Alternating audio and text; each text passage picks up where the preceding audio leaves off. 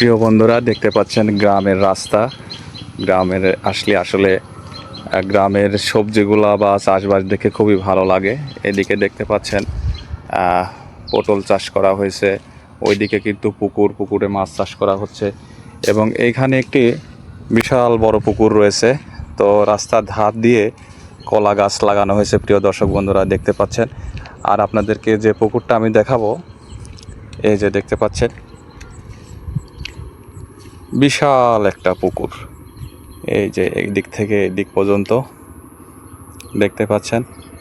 তো রাস্তার দুপাশ দিয়ে দেখেন কলা গাছ, শুধু কলা গাছ, এবং এই দিকে যে পুকুরের পাড় দিয়েও কিন্তু আপনার কলা গাছ লাগানো হয়েছে। এই যে প্রিয় দর্শক বন্ধুরা দেখতে পাচ্ছেন।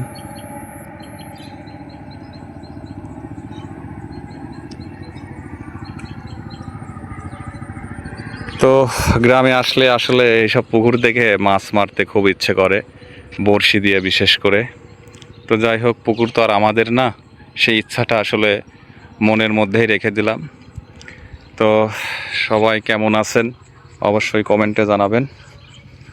আর এদিকে এই যে পটলের জমি, এই যে পটল ধরে আছে প্রিয় দর্শক বন্ধুরা। এই যে পটল, এইদিকে দেখতে পাচ্ছেন পটল কি সুন্দরভাবে মাচা দিয়ে পটল চাষ করা হচ্ছে। নিচে কিন্তু কিছু কিছু জায়গায় পানি দেখতে পাচ্ছেন।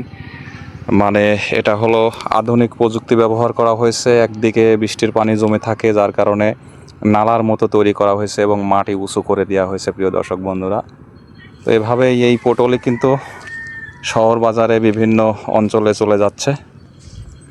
তো সবাই ভালো থাকবেন। আসসালামু আলাইকুম রহমতুল্লাহ।